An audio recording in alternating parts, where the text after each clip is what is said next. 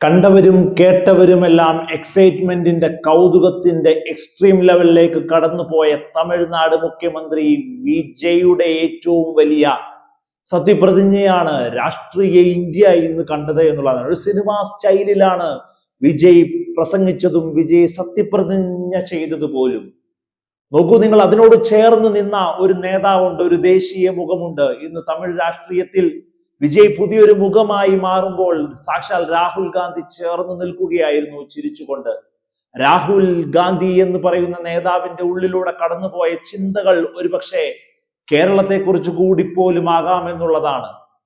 കേരളത്തിൽ ഒരു മുഖ്യമന്ത്രിയെ 102 സീറ്റിൽ അധികാരത്തിലെത്തി 60-ന് പുറത്ത് സീറ്റ് നേടി മുഖ്യ കക്ഷിയായി കോൺഗ്രസ് നിൽക്കുമ്പോ തെരുവ് യുദ്ധം എങ്ങനെ ടാക്കിൾ ചെയ്യണമെന്ന് കോൺഗ്രസും ദേശീയ നേതൃത്വവും ഹൈക്കമാൻഡും തലപുകഞ്ഞാലോചിച്ചു കൊണ്ടിരിക്കുന്ന രാപ്പകലുകളിലൂടെ കടന്നു പോകുമ്പോഴാണ് വിജയ് എന്ന സ്റ്റാർ വാല്യൂ ഉള്ള ഫേസ് ഇന്ന് തമിഴ്നാട്ടിൽ സത്യപ്രതിജ്ഞ ചെയ്തത് എന്നുള്ളതാണ്.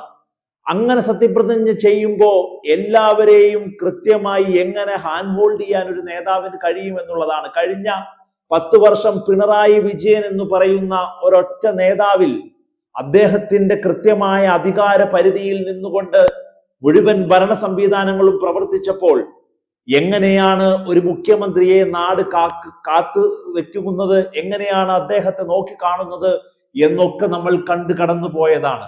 ഒരു നേതാവാണെങ്കിൽ ആ നേതാവിന് കൃത്യമായിട്ടുള്ള അണികളുടെ ബലം വേണം. കൃത്യമായി അദ്ദേഹത്തെ കേൾക്കുമ്പോൾ അദ്ദേഹം പറയുന്നതിന് ക്ലാരിറ്റി ഉണ്ടാകണം. അതിന് അദ്ദേഹത്തിന് പൂർണ്ണമായ അധികാരവും അവകാശവും വേണം. അത് തന്നെയാണ് ജോസഫ് വിജയ് എന്ന വിജയ് ഇന്ന് അവിടെ കണ്ടത് മുഴുവൻ. സത്യപ്രതിജ്ഞ കഴിഞ്ഞതിന് ശേഷമുള്ള പ്രസംഗത്തിൽ അദ്ദേഹം ഇട്ട ഉത്തരവുകൾക്ക് അതേ അധികാരഭാവം ഉണ്ടായിരുന്നു. ഒരു കൃത്യമായ ഒരു കമാൻഡിങ് രീതി ഉണ്ടായിരുന്നു എന്നുള്ളതാണ്. ഇവിടെ RCO, KCO, VDO ആരധികാരത്തിൽ വന്നാലും അധികാര കസേര കിട്ടാത്തവരുടെ ചരടുവലികളിൽ കിടന്നുഴലിഞ്ഞുകൊണ്ടായിരിക്കും വരാനിരിക്കുന്ന 5 വർഷങ്ങളും കേരളത്തിൽ ഭരണം മുന്നോട്ട് പോവുക എന്നുള്ളതാണ്. കേരളത്തിലെ മുഖ്യമന്ത്രിക്ക് ഒരിക്കലും വിജയിയാകാൻ കഴിയില്ല. വിജയെ പോലെ കൃത്യമായ നിലപാട് പറഞ്ഞു മുന്നോട്ട് പോകാൻ കഴിയില്ല.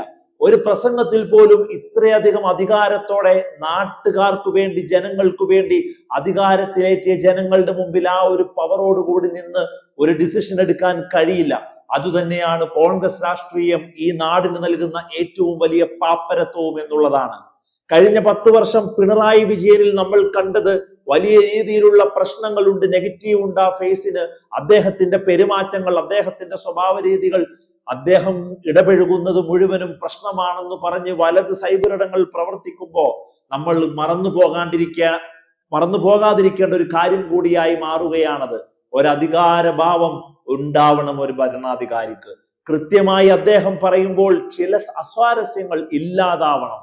ഇതങ്ങനെയല്ല. VD സതീശൻ വന്നാൽ KCയും RCയും ശക്തമായ ചരടുവലികൾ നടത്തും. ഹൈക്കമാൻഡ് എന്തെല്ലാം പറഞ്ഞ് ഒരു തരത്തിലുള്ള പ്രശ്നങ്ങളും ഇനി വേണ്ട, എല്ലാവരും ഒറ്റക്കെട്ടായി പോയിക്കോ എന്ന് പറയുമ്പോഴും ഡൽഹിയിൽ മാധ്യമങ്ങളെ കണ്ടപ്പോ ആദ്യം VD സതീശൻ പ്രസംഗിക്കുമ്പോ, മാധ്യമങ്ങളോട് സംസാരിക്കുമ്പോ രമേശ് ചെന്നിത്തലയും KC വേണുഗോപാലും പിരിമുറുക്കത്തിലാണ്.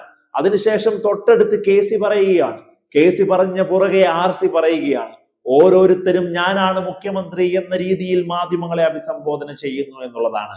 ബോഡി ലാംഗ്വേജിൽ മുഴുവനും ഇനി ഫ്ലെക്സ് വെക്കണ്ട, ഒരു പ്രശ്നം ഉണ്ടാക്കണ്ട എന്ന് പറയുമ്പോഴും അവരുടെയൊക്കെ ഫോൺ പരിശോധിച്ചാൽ അറിയാം എത്ര തരത്തിലുള്ള അടക്കം പറച്ചിലുകളാണ്, ചരടുവലികളാണ് ഓരോരുത്തരും നടത്തുന്നത് എന്നുള്ളത്. ഇനി KC വേണുഗോപാൽ മുഖ്യമന്ത്രിയായാൽ അദ്ദേഹം MLA ആയി മത്സരിക്കുമ്പോൾ തോപ്പിക്കാൻ ഈ സാക്ഷാൽ VD സതീശനും രമേശ് ചെന്നിത്തലയും അവരുടെ അണികളും അവരുടെ കൃത്യമായിട്ടുള്ള പ്രവർത്തനങ്ങളും ഉണ്ടാകുമെന്നുള്ളത് 100% ഉറപ്പ് തന്നെയാണ്. അതുകൊണ്ട് തന്നെയാണ് കോൺഗ്രസ് രാഷ്ട്രീയം മുന്നോട്ട് പോകുമ്പോൾ UDF അധികാരത്തിൽ ഇരിക്കുമ്പോൾ അതിന് ശക്തമായ പ്രവചനാതീത സ്വഭാവം ഉണ്ടാകുന്നത് എന്നുള്ളതാണ്.